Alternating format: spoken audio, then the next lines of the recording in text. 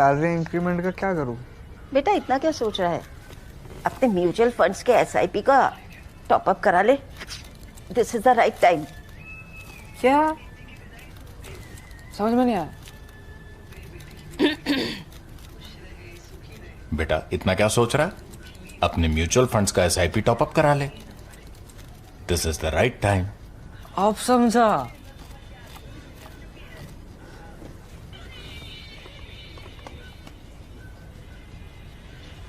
Mutual fund investments are subject to market risks. Read all scheme-related documents carefully.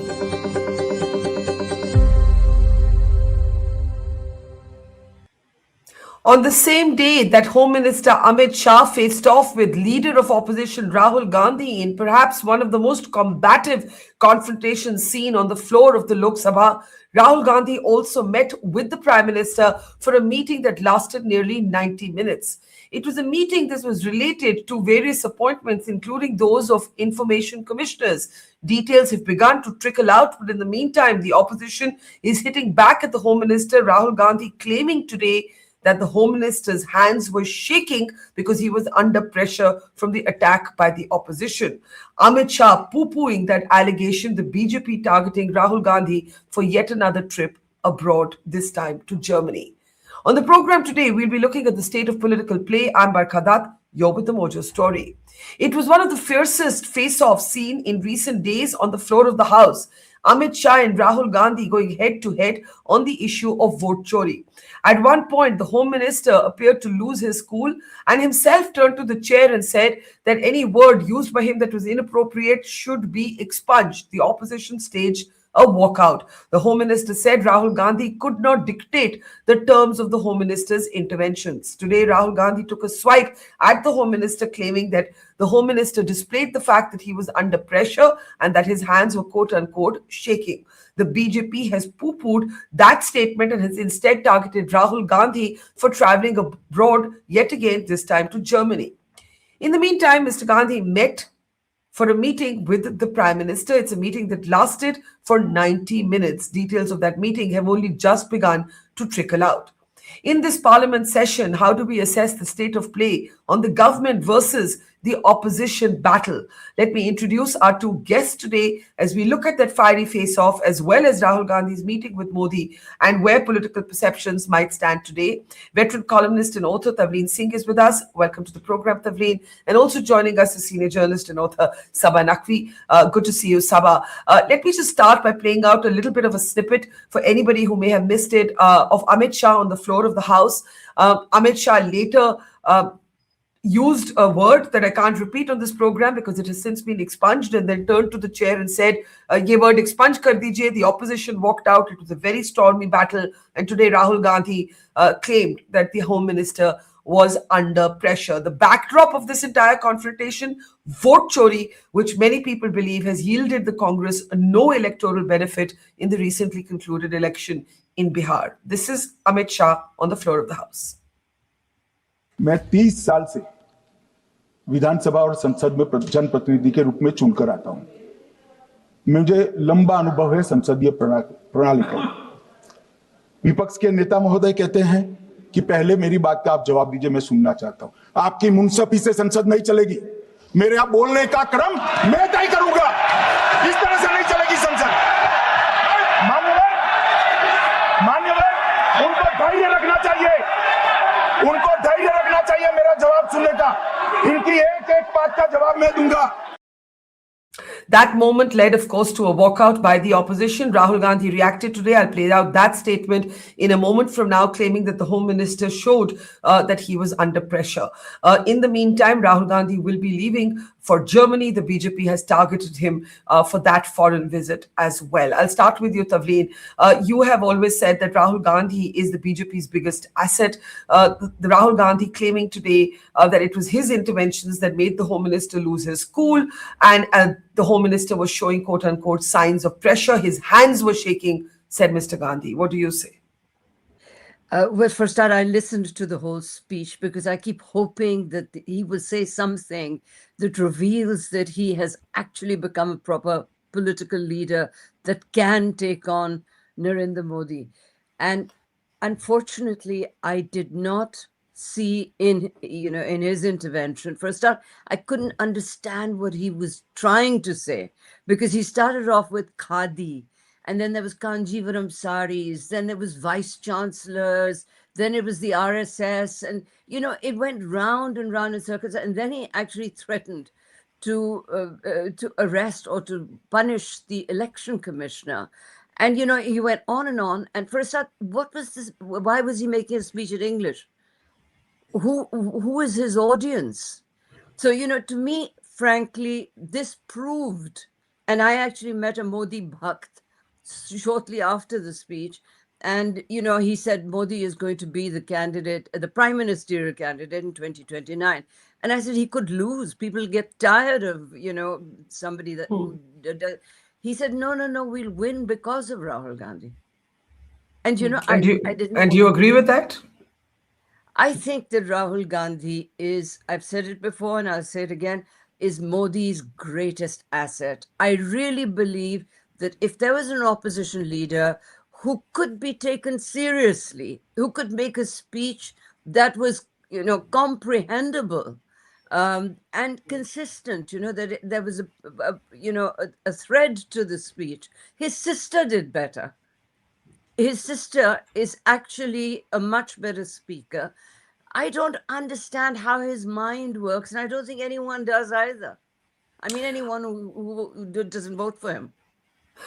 Saba, would you agree with that assessment? In particular, when Priyanka Gandhi spoke, and she spoke before her brother, there were some comments, even from those who support the government, that she had made a strong speech. And she had sort of made this quip that the government should once and for all make a roster list of all the gripes they have against Jawaharlal Nehru. And that somewhere Rahul Gandhi came and he diffused the impact of Priyanka's intervention. And that's a comparison that is drawn again and again and again. In particular on the subject of vote chori, whether or not Amit Shah lost his cool, electoral results, if Bihar is a benchmark, show that it's not something that has worked for the Congress, at least in any tangible electoral way. What do you say? Do you agree with Tavleen, or do you have a different take? No, I wouldn't articulate things the way Tavleen is articulating it, but I'll say one thing, and I've been writing it, and I'm pretty open about it. Vote chori was never an electoral issue. It was a ridiculous electoral issue.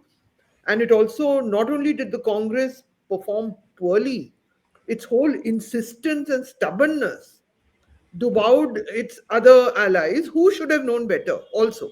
Let's not blame anyone. There is no doubt that there are institutional changes being made to favor the sitting government at the center. It is the way money was distributed after the model code of conduct is highly questionable. And I will say this in your program. I believe Bengal and Tamil Nadu must announce a scheme now and start dispersing money as the election dates come on. I've written this in my column, so it's nothing very radical that I'm saying, just to test it. Because in the past, all of that should be done. But this debate was about electoral reforms. The government could not do it about SIR because that sounds as the government is intervening in an election commission, which is supposed to be autonomous. This debate, did we hear anything about electoral reforms? Actually, we heard what could be electoral reforms. It can be about money in politics. It can be shall you take corporate donations because there is always a price to be paid. There are serious. It can even be on the issue of representative. The system first past the post, and all of these issues are on the table for those who seriously apply who want to analyze political algorithms, what can happen politically, ideas, just to say how can we become more representative, so on and so forth. It was nothing. Rahul Gandhi went back to that alibi for defeat, which is a very dangerous thing that's happening in the Congress, because you're not examining the real reasons for your defeat. You are being so arrogant, and this is not just him. I refer particularly to the remarks made by the individual handpicked by him to be in charge of Bihar. He said, well, winning elections is not the only aim of a political party. Then what is? Yeah, so sure, social change. In that case, Rahul Gandhi should start examining the caste of all the people around him, since he wants to do that. And I'm all for social change. I'm all for reservation. But you cannot just claim to be, so there are many things which are wrong. So vote chori, unfortunately, has become a very big excuse for not being able to get the job done. And it was not so long ago, Barkha, that the Congress got the job done. They managed to win a very But you know, low. there's a very interesting sentence you used. I'm sorry I'm interrupting you, but I was struck by that sentence. You said Rahul Gandhi went back to an alibi for defeat. And Yeah, and here saying, and here and here's the point. The point is that if he's going to keep on stressing this one issue, and it's not going to either move the needle on electoral reform nor win the Congress any votes, then actually the only entity helped is the BJP. no, Barkha, to say, one must not construe my words to say that there is nothing, you must not examine what is being done by No, the electorate. I'm not construing your words. So I'm simply I talking want to it. be very clear about Okay. that. But vote chori, so there are some excellent people who are debating those issues. There is great work. Lawyers went to the court, they got Aadhaar included. There are people who are doing the granular work. A political party, which is the leading opposition party in our country, cannot make that an alibi. Yes, things are hard. There is a government which wants its own people there, and which is trying to ensure that they have their people. And by the way, it's very bad. Let me also say that even vote chori, I have also seen ballot theft, and one has all seen it. One is not saying that there is not that there is no electoral roll manipulation. I have seen before this SIR. I have written about it, Barkha, in the same book that you spoke to me about, Saffron Storm. I have written about how minority names vanished of a particular booths in Muradabad. It's not something so novel to find. And it's not just happened on behalf of political parties. In older India, which Tavleen would have seen, dominant communities which had the land, which had clout, would remove names of people who were socially less powerful than them. All of this has happened. So it's not something that got invented yesterday, whether through a new SIR, which is much more digitized, whether it's through a new. So there are many nuances to what I'm trying to say. I'm just saying they can't make that an excuse. Battles are tough. You have to fight tough battles. That So is shocking that they're doing that. Yeah. okay, I would just want to play out Rahul Gandhi's comment in response to Amit Shah, and I'll come to Tavleen to pick up the threads. I think here's the question: what is the Congress's story? And again, Saba, I'm not construing or attributing any meaning to your word. I get the differentiation you're drawing between something that needs to be examined and something that is a good story to take to elections that the voter relates to. And sometimes the two are the same, and sometimes they're very different. And in the case of vote chori, there is no resonance clearly with the voter unless the voter is directly impacted and can't vote. She finds this debate esoteric and doesn't necessarily understand it. Let me play out Rahul Gandhi's comment and I'll come right back. Take a look. Amit Shah ji गलत language use कर दी, हाथ कांप रहे थे, आपने ये तो सब देखा होगा. गलत लैंग्वेज यूज की, मेंटली बहुत प्रेशर में है, दबाव में है. वो देखा कल पार्लियामेंट में, पूरे देश ने देखा. और जो मैंने बातें बोली हैं उसके बारे में उन्होंने कोई बात तो नहीं बोली, प्रूफ नहीं दिया. हमने पब्लिकली प्रेस कॉन्फ्रेंसेस में कहा है. मैंने डायरेक्टली चैलेंज किया उनको कि आ जाइए, मैदान में आ जाइए, पार्लियामेंट में डिस्कस करते हैं, मेरे प्रेस कॉन्फ्रेंसेस को डिस्कस करते हैं. कोई जवाब नहीं मिला. तो रियलिटी तो आप जानते हो. So, Tavleen, before you respond, there's also a comment in the audience directly in response to your comment. BD Tavleen is right. Priyanka was fantastic, all caps. If she's allowed the front seat or the LOP role, she will put this government on the mat. But alas, putra mo, in other words, love for the son. The fact is that I don't think that there's going to be any change. This is some sort of theoretical construct that is often brought to the assessment of the Congress. It's been many years. There seems to be no indication that Rahul Gandhi is going to make way for Priyanka to take the front seat. And, once Priyanka takes the front seat, if that were ever to happen, we don't know that anything structurally would change within the Congress. But do you think that the Congress has picked the wrong issues? Or do you think the problem is something else? Absolutely, they have, which is why they keep losing. The point is that they're not, there are so many issues that they could have picked up. Pollution, air pollution. They've done nothing about it for 11 years. this sort of jal se, what is it, nal se, jal mission that's in abeyance. A lot of the welfare schemes are, working so badly on the ground that they have to resort to this, open bribery, which is what they've been doing, from Madhya Pradesh onwards. When an election comes, they suddenly discover that women need to be supported. Why do they not discover all these things before? And the money that they're spending on actually buying votes, let's call it what it is, that should be spent on the welfare schemes, on actually giving people better schools, better hospitals. There are failures upon failures that the Congress could raise, but there's always, something, vague like vote chori. And, in a state like Bihar, Biharis have seen real vote chori. When ballot boxes were picked up and thrown away, when mafias wander about, ruining every possible, going into booths and just, shooting people. Secondly, when we talk, I thought the discussion was not about electoral reforms. I think it was about SIR, which is something that they've been demanded, that Rahul Gandhi has been demanding forever. So why did he walk out before, the Home Minister finished speaking? And the Home Minister, I didn't see him look nervous. I think that, he was a little bit overexcited, but I didn't, he's dreaming, Rahul Gandhi. And then how can you take up the political, or how can you take the leader of the opposition seriously when in the middle of a parliament session he's suddenly off abroad again? What does that mean? Why does he do this over and over again? So, and I really want a strong opposition.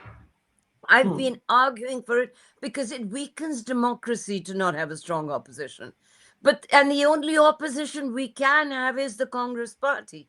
So if the Congress party is going to be led by Rahul Gandhi, who has proved time and time and time again that he loses elections rather than wins them, and he raises the wrong issues, that he had that one moment when he did his Yatra, where he seemed as though he was emerging as a real leader of the people. He was giving you the opposite of Modi, a man with compassion going out there and meeting the people. And then it stopped. He went abroad and, I don't know. I think that he's surrounded by people who flatter him and who pander to his slightly kind of bizarre way of making a point. So, personally, I really want the Congress to survive, but I don't, not survive, revive. I really would like to see people go out there into the villages and revive the village units. And we need the Congress party. We really do. And, this man has not been able to do it. I want to pick up that last point about his trips abroad, Saba. Rahul Gandhi has once again been targeted by the BJP. And there are also people within the Congress or people who support the Congress who, at least privately, will express a kind of disquiet. In Bihar, in the middle of the electoral campaign, Mr. Gandhi wasn't part of the campaign purportedly because he was upset with the seat sharing arrangement with Tejashwi Yadav. Now you have him towards the tail end of the parliament session. He's not missing all of it, but he will be missing some of it going to Germany. It's almost become a trope, and he's almost offering material to the BJP to caricature him. What do you say about this constant debate around Rahul Gandhi's trips abroad? I mean, it's, the thing is, it is not Amit Shah who needs to be nervous. It is Rahul Gandhi who should be very deeply worried and very, very nervous. Because we have a set of elections coming up in the next year, in few months, three months. We will have Bengal, which has no need for an alliance with the Congress, which got wiped out with even the border districts. There is such huge division in the Kerala Congress, from where Priyanka is now the MP. There is Tamil Nadu, which I think they'll give them exactly the same number of seats that they used to. And then there is Assam, where Congresses would like to imagine they can defeat Himanta Biswa Sarma. They should be worried right now. Because, and so I'm not saying that whether he has every right to say Amit Shah. Look, I'll tell you, the problem is that you speak, Amit Shah was also it was not the finest moment for the Home Minister of India to speak in that manner. And he kept on talking about Ghuspetia. I will say this to you. I want to know which Ghuspetias were discovered by the Bihar process. None, as far as I know. So you are talking Ghuspetia because your next contests are Bengal and Assam.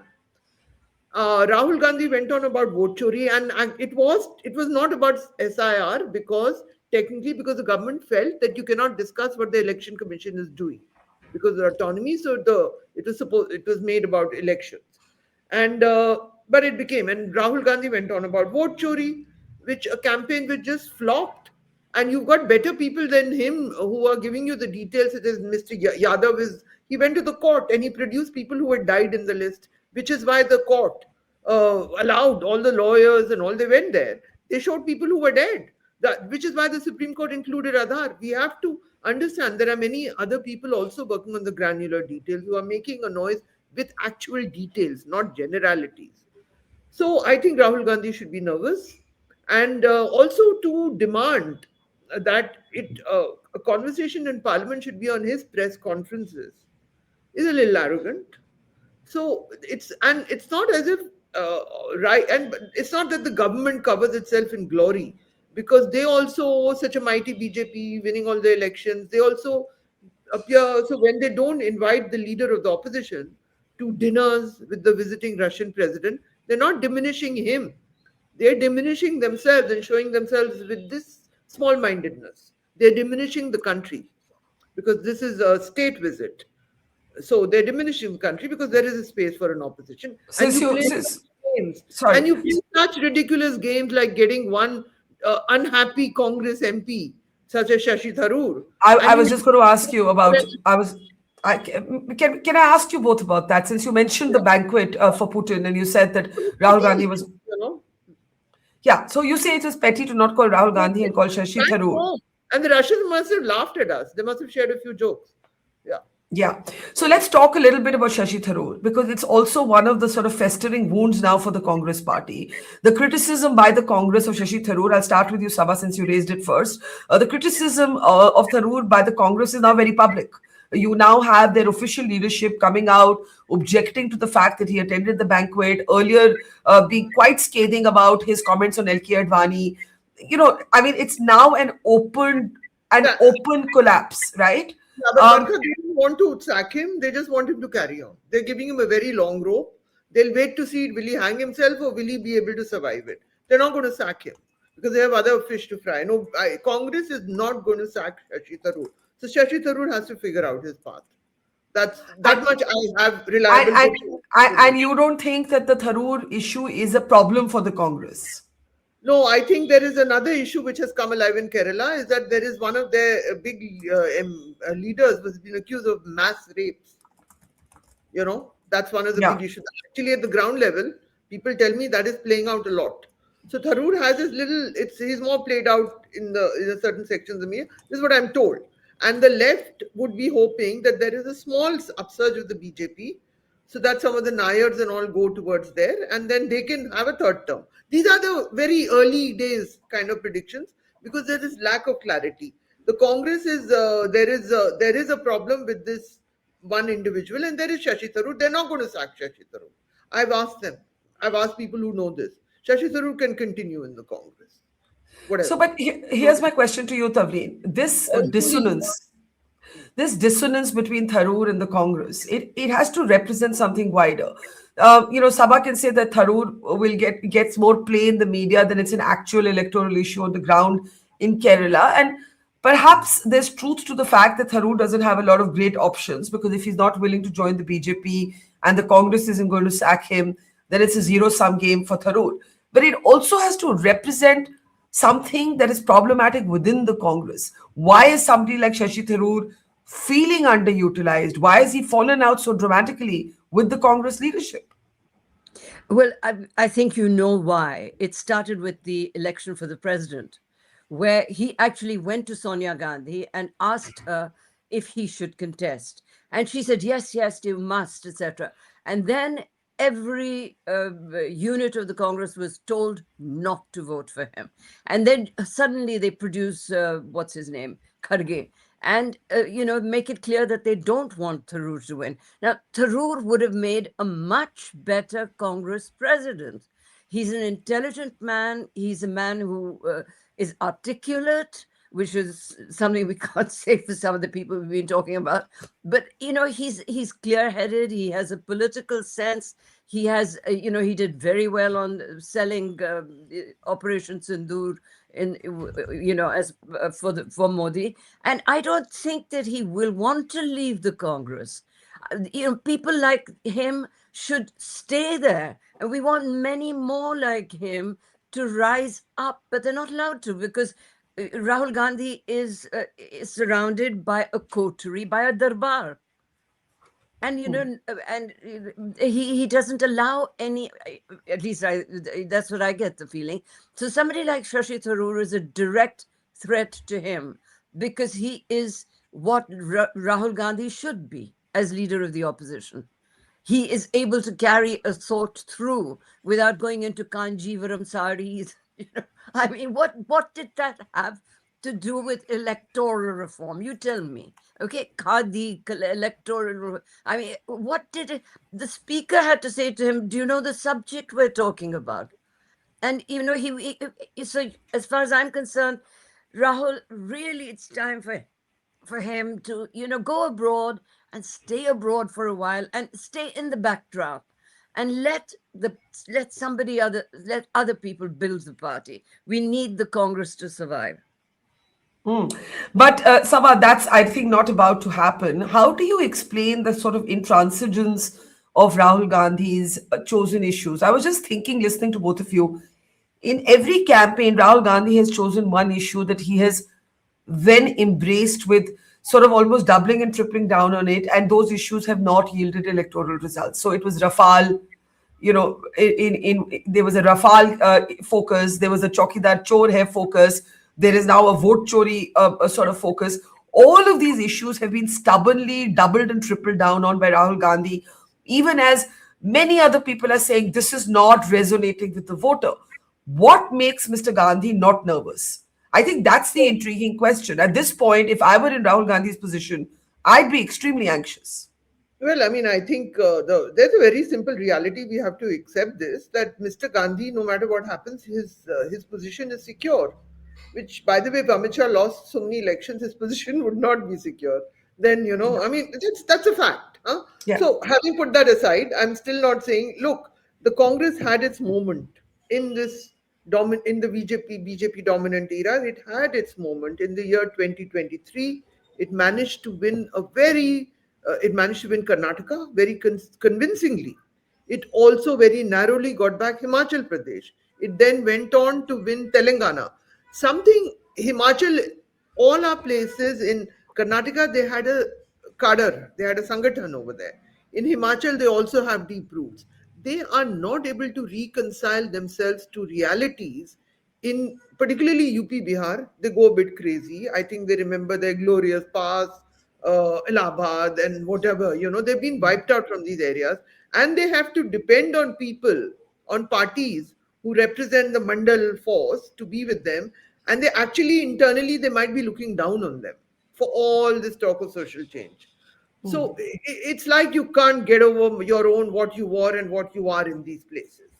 So I think they have healthy structures in Karnataka, and right now Congress is looking very divided in Kerala, because I've just been calling up people. Also Karnataka, Saba. Also Karnataka. They have a problem with DK Shivakumar and Siddaramaiah. Yes, he's very upset. But here in Karnataka, they also had a social justice face in Siddaramaiah. Let's not forget that. They have that caste is important in politics.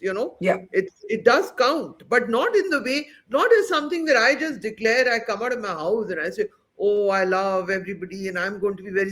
It doesn't happen like that. It's an organic thing. And you've got to let the people speak for themselves. You can't speak and say that I'm waiting for a caste reject of everything. You have to let, so the whole thing, that there's something which is not striking an authentic note. The DMK has even invested in getting journalists from diverse backgrounds to encourage, to sort of support their entry into media. Those are the things that happen, because even the media is shockingly closed in the caste sense. So, that is how you do things if you're going to play the long game. So, and it's not just caste, it's cadre, it's everything. And they had a slogan. They had the Congress ki guarantee cards they gave all over, which the BJP saw was working. So they immediately took it on and they said Modi ki guarantee. That was it, And then the Congress somewhere lost heart. And then the kind of divisions, they are also not able to surmount inner party divisions in places like Madhya Pradesh, even in Rajasthan. Even though Rajasthan, they can still revive there. It's not so bad over there because they did okay in Lok Sabha. There are different factors at play there. But there are certain states from which they're getting erased. So beyond the south, and right now there's, Bengal, they tied up with the left last time and they got 0 seats. And now they're going to be again fighting the left in Kerala. And they also broke the left record because always every time it's turn by turn. The left has had 2 terms. And there are people have been thinking, can it have a third? Because of the way Congress is fighting among itself. And with all the challenges you list, at least I don't know, maybe to each their own, but I would not have the mind space to be able to conference way to Colombia or Germany. Quickly. I agree. I find it shocking. It is shocking. It's shocking. You're the leader of the opposition. Why do you want to go there? What is this? What is going on here? And then Tavleen. Home Minister is nervous. Tavleen, last word to you. I want to answer the question that you asked, Saba, in one word: entitlement. That is what makes him not nervous. And I promise you, if you could get the family to play a backdrop role instead of as the future prime minister type role, the Congress can revive and should. The family can just, they should consult with mummy and ask her whether, they can just, they can be the patrons or whatever. They don't have to be the candidate every time. You want them to be like the monarchy in United Kingdom. Sort of, yeah. Symbolic, but not active. Yeah, well, play whatever role you want to, but not this one. This one's not working. And the entitlement, by the way, is what worries a lot of voters. Whenever I've asked them, why don't you like Rahul Gandhi? And by the way, most people don't like him. They say, ye baat hi nahi kar sakta. Isko to pata hi nahi hai ki kya bolna chahiye. So, he's been introduced and reintroduced and introduced again, and it's really time for him to take the role of the sort of the patron of the Congress party. Well, the critical elections coming up, as Saba has pointed out, Kerala, Bengal are going to be the big ones. And, I don't know, whatever ideological differences. Sorry, Saba, you're saying something? Sorry, Saba, can we unmute Saba? When the Congress direct contest, BJP versus Congress. So Congress this time is fighting 2 ideological poles. BJP in Assam, left in Kerala. And Assam, you have Gaurav Gogoi, who has been given a lot of importance in the Rahul Gandhi team. So, and he's also, his father was a very successful chief minister. So you have 2 big contests. So let's see. All I'll say is, if ever there was a time to hunker down, very confident about them, but let's see. Just the limited point that I would make, which I think all 3 of us agree on, is if ever there was a time to skip your Christmas break, it is now. And you need to hunker down and do some hard work. And that's really the bottom line on the show today. We leave it there. Thank you, Tavleen. Thank you, Saba. And to our audience, thank you, and see you tomorrow. It's great to see you here. Thank you for watching our work. If you haven't subscribed yet, don't forget to click the bell icon and subscribe to Mojo Story and support independent, robust journalism.